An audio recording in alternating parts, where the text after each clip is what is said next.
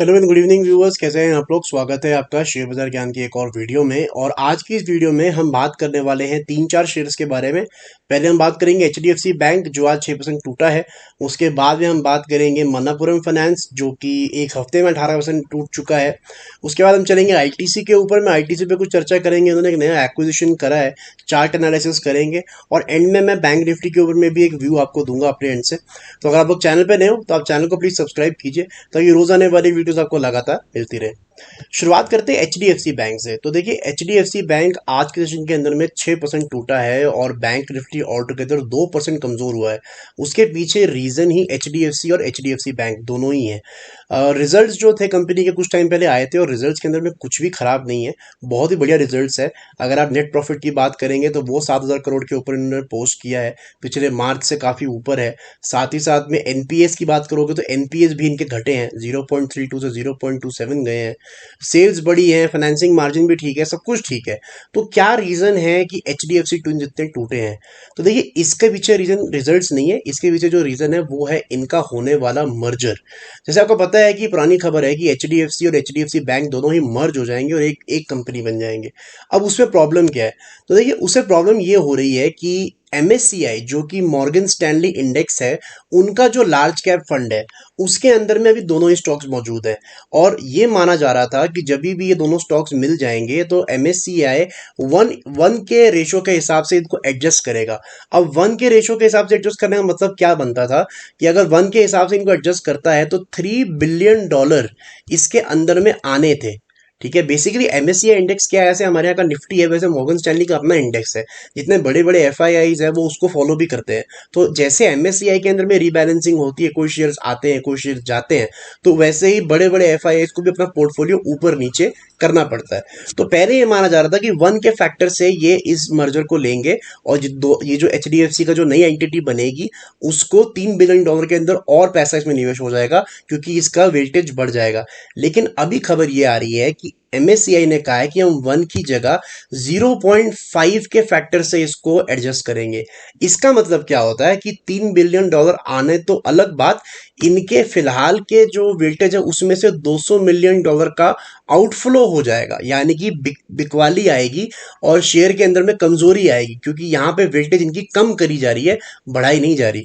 6.7% का पहले अनुमान था, अब बोला जा रहा है कि एमएससीआई के अंदर में एचडीएफसी की जो नई एंटिटी बनेगी उसकी वेल्टेज लगभग 6.5% के करीब होगी। तो इसीलिए एफआईआईएक्स उतने शेयर्स बेचेंगे और इसकी वजह से पूरी की पूरी गिरावट आई है।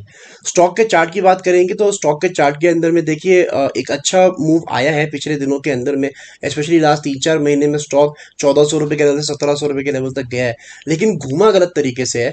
अगर आप देखोगे तो 1725 के लेवल से ये घूमा है और 1725 के लेवल से एक दो बारी पहले भी ये यहाँ से घूम चुका है। सो एक सिमिलर तरीके से वहीं से गिरावट दोबारा से बनती नजर आई है। वीक भी खत्म हो गया है और इस हफ्ते जो इसने वीकली कैंडल बनाई है वो अपने पिछले ग्रीन कैंडल को इसने नीचे की तरफ तोड़ दिया है। तो अब मुझे लगता है थोड़ी यहाँ से गिरावट और बढ़ सकती है एचडीएफसी बैंक के अंदर में और आपको आने वाले समय 1550 तक के लेवल्स देखने को मिल सकते हैं। अब चलते हैं अगले स्टॉक की तरफ जो कि बहुत चर्चित है और वो है मन्नापुरम फाइनेंस। तो क्या हो रहा है मन्नापुरम फाइनेंस के अंदर में? तो देखिए मन्नापुरम फाइनेंस एक हफ्ते के अंदर में लगभग 18% टूट चुका है ये शेयर। इसके पीछे क्या कारण है?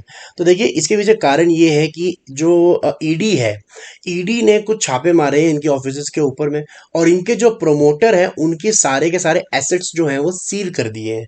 मन्नापुरम फाइनेंस के जो प्रमोटर हैं वीपी नंद कुमार, उनके एसेट्स फ्रीज हो गए हैं और उसके अंदर में लगभग 1.9 करोड़ शेयर्स भी जो थे उनके पास में वो भी साथ में इनके सीज हो गए हैं। कंपनी का बयान इसके ऊपर में आया है मन्नापुरम फाइनेंस का कि देखिए ये जो पूरी की पूरी छानबीन हो रही, मनी लॉन्ड्रिंग का जो एक्ट लगाया गया है उसका कंपनी से कोई देना देना नहीं है। बेसिकली मन्नापुरम फाइनेंस का 10 साल पहले का कोई केस है वीपी नंद कुमार के, उनकी इस छानबीन के अंदर में ये प्रोसीडिंग हुई है। तो कंपनी के इससे कोई देना देना नहीं है, ये कंपनी का आगे से अनुमान आया है, उनका आगे से ये बयान आया है। तो अब शेयर के ऊपर में क्या हाल होगा इसका? तो देखिए शेयर तो टूट ही चुका है, 105 रुपये टूटा है और मेरे हिसाब से 105 के ऊपर में जो ये खड़ा हुआ है, अब जो बहुत इंपॉर्टेंट इसके सपोर्ट है वो 100 रुपये का है। 100 रुपये का सपोर्ट इसने पिछले मार्च में बनाया था। मार्च से लेके अभी तक पिछले 3-4 महीने में अच्छा चला है ये, लेकिन अब जाके 100 रुपये को टेस्ट कर रहा है।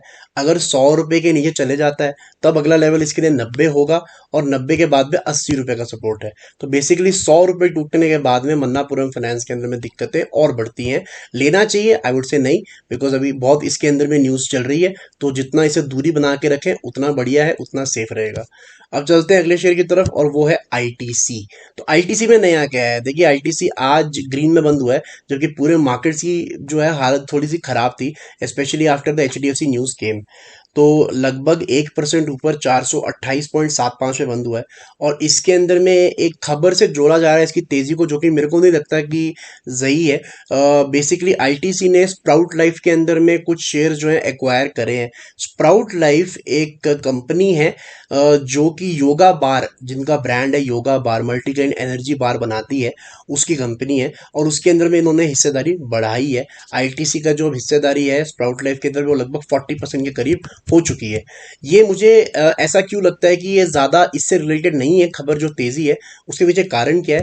ये देखिए, आईटीसी ने ये बात जनवरी में बता दी थी कि हम 100% स्प्राउट लाइफ को खरीदेंगे, योगा बार को खरीदेंगे, अगले 3-4 साल के अंदर में हम पूरी तरह एक्वायर कर लेंगे। अभी 40% हुआ है, धीरे धीरे करके हिस्सेदारी बढ़ाते जाएंगे और पूरी तरीके से इनको एक्वायर कर लेंगे। तो ये पुरानी खबर है। स्टॉक मार्केट के अंदर में कभी भी एक सेम खबर पे 2 बारी गिरावट या बढ़त नहीं होती।